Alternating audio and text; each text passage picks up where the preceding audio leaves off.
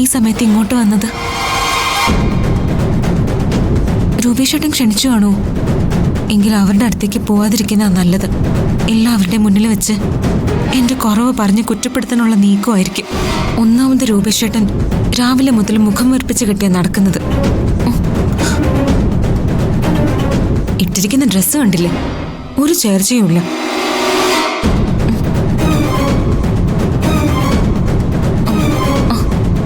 അതെന്തായാലും നന്നായി മോനെ. രഞ്ജിനി മാഡം, നിഖില് മുറി തന്നെയാണോ?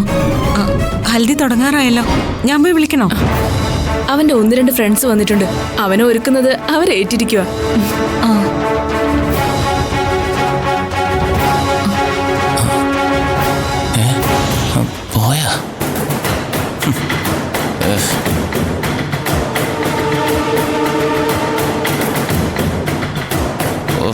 പാവം കണ്ട എല്ലാം അവളുടെ തലയ്ക്കുള്ളിലാണെന്ന് തോന്നും. ഈ തിരക്കൊക്കെ അവള് ചുമ്മാ കാണിക്കുന്ന അഭിനയ.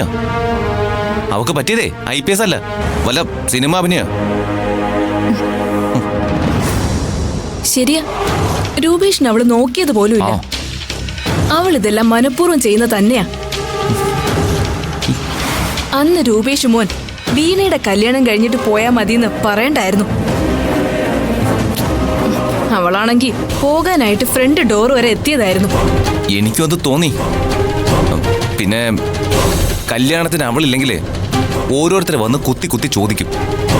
ഇപ്പൊ തന്നെ ഈ വീട്ടിലെ സകലരും, അമ്മ ഉൾപ്പെടെ അവളുടെ കൂടെ. ആരും എന്റെ പ്രയാസം മനസ്സിലാക്കുന്നില്ല. അവൾ അമ്മയാകില്ല എന്ന് അറിഞ്ഞാലും ഞാൻ അവളെ ഉപേക്ഷിക്കില്ല. അത് മറച്ചു വെച്ച് ചതിച്ചതാ എനിക്ക് സങ്കടമായത്.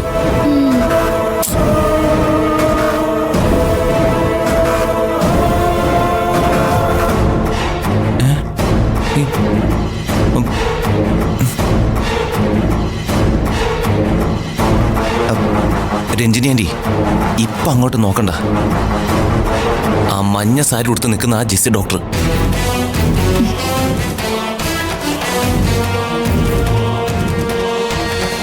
ഇവരാണ് ദർശന ഒരിക്കലും അമ്മ ആവില്ലെന്ന് പറഞ്ഞത്. ഇവരെ കാണാൻ ഒരിക്കൽ ഞാനും കൂടി പോയതാ. അന്നും എന്നെ ഒരുമാതിരി മാറ്റി നിർത്തിയായിരുന്നു ഇവരുടെ സംസാരം ചികിത്സയൊക്കെ. സാധാരണ ഇത്തരം കാര്യങ്ങൾ ഒരു നല്ല ഡോക്ടർ ഭാര്യയും ഭർത്താവിനെ ഒരുമിച്ച് വിളിച്ച് നിർത്തിയല്ലേ പറയാറുള്ളത്. ഇതവര് ഒരുമാതിരി പറഞ്ഞത് ഉറപ്പിക്കാൻ ഞാൻ ഇവിടുത്തെ വഴക്കിന് ശേഷവും അവരെ പോയി കണ്ടിരുന്നു. എന്നാലും ദർശന എന്തിനായിരിക്കും ഡോക്ടറിനെ ചടങ്ങിന് വിളിച്ചത്? അത് പിന്നെ ഒന്നും അവളുടെ കുഴപ്പമല്ല, രൂപേഷിന്റെ ഭാഗത്ത് ആ പ്രശ്നമൊന്ന് ഏട്ടത്തിയോട് പറയാനായിരിക്കും. അത് പറഞ്ഞാ പോരല്ലോ, തെളിവ് വേണ്ടേ?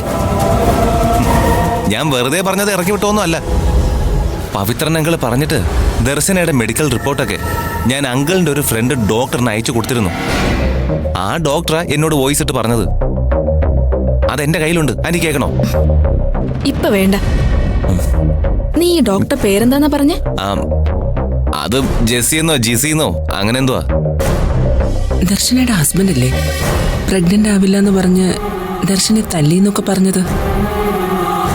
ദർശനയ്ക്ക് ഒരു കുഴപ്പമില്ലെന്നും എന്റെ മോളെ വെച്ച് ഒരു ദുഷ്ടൻ എന്നെ കൊണ്ട് അങ്ങനെ പറയിപ്പിച്ചതാണെന്നും അയാളോട് തുറന്നു പറഞ്ഞാലോ?